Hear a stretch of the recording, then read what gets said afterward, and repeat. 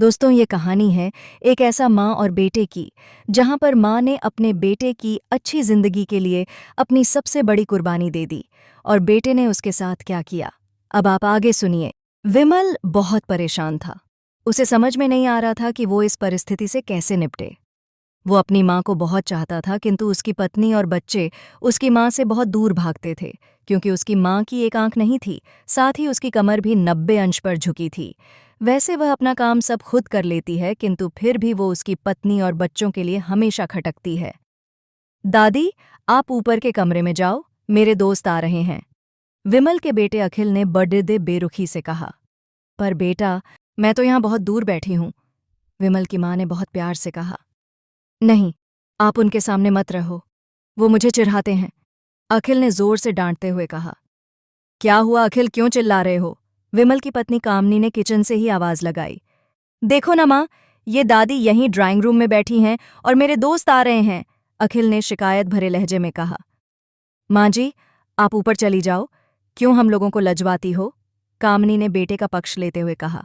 बेचारी ऊपर जाने लगी। कमर झुकी होने के कारण उन्हें ऊपर चढ़ने में बहुत परेशानी हो रही थी, किंतु वो पूरी ताकत से ऊपर के एक अकेले कोने वाले कमरे में जाकर बैठ गईं। विमल बाजू के कमरे से सब सुन रहा था। उसे कष्ट हो रहा था कि उसकी माँ को अपमानित होना पड़ रहा है, किंतु वो असहाय था। अगर वो कुछ कहता है तो पत्नी और बच्चे उसका विरोध करने लगते हैं। दूसरे उनके तर्क भी सही लगते हैं। चूंकि वो एक प्रशासनिक अधिकारी था, उसका सामाजिक स्तर बहुत ऊंचा था। उसकी ससुराल भी एक उच्च घराने, वह चुपचाप इस तरह हर दिन अपनी माँ को अपमानित होते देखता रहता था। रात को विमल की पत्नी ने कहा, देखो जी, अब कुछ करो। कल कलेक्टर साहब की पत्नी आई थीं। माँ जी अपनी देशी धुनधारा में उनसे मिलीं। मुझे बहुत शर्म आ रही थी बताते हुए कि ये मेरी सास हैं। मैंने कह दिया कि दूर की रिश्तेदार हैं, इलाज कराने आई हैं। विमल को रोना आ गया, किंतु फिर भी वह चुप रहा। उसे समझ में नहीं आ रहा था कि वो क्या करे। अपने बेटे की मन स्थिति को सरस्वती अच्छी तरह से जानती थीं और बेटे को कोई कष्ट न हो, इसलिए वो हर बात को चुपचाप सह लेती थीं। विमल बहुत उदास रहने लगा। एक तरफ परिवार और सामाजिक स्तर पर जीने की प्रतिबद्धता थी, तो दूसरी ओर माँ। आखिर माँ से अपने बेटे की यह हालत नहीं देखी गई।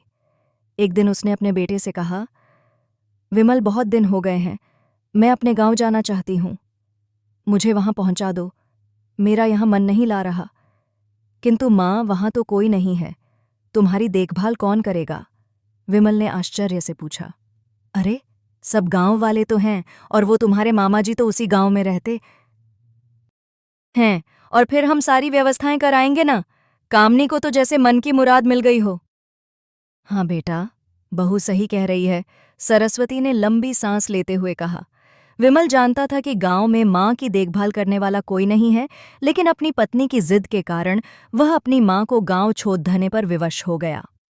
मां को गांव छोड़ धकर आते वक्त उसे रोना आ रहा था तथा अपनी बेबसी पर गुस्सा भी आ रहा था, किंतु परिवार, पत्नी और समाज ने उसके इन मनोभावों को दबा दिया और वो सुकून सा महसूस करने लगा। कुछ दिनों के बाद उसके चाचा, जो अमेरिका में रहते थे, आने वाले थे।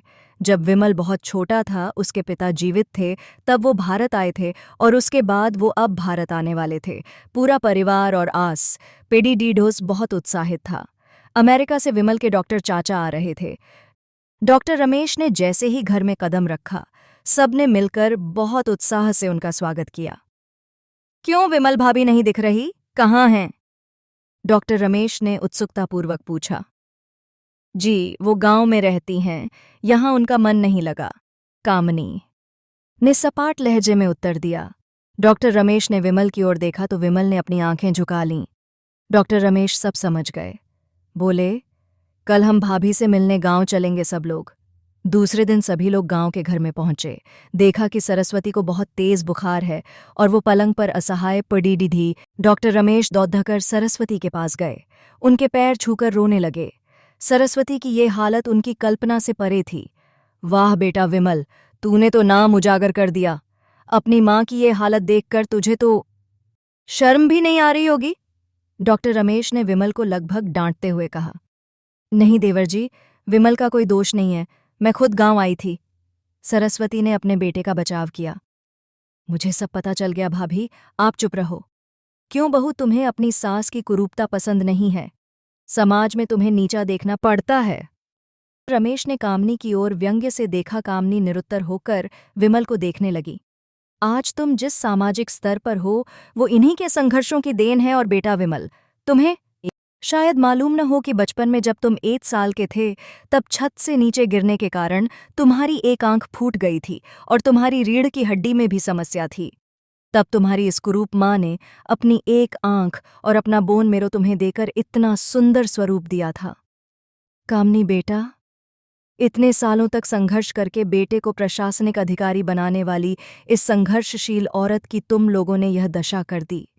तुम्हें ईश्वर कभी माफ नहीं करेगा। डॉक्टर रमेश की आंखों से अश्रु जलधारा बह रही थी। अब भाभी, आप मेरे साथ अमेरिका जाएंगी, यहां इन स्वार्थी लोगों के बीच नहीं रहेंगी, डॉक्टर रमेश ने सरस्वती से कहा। विमल को तो काटो तो खून नहीं था।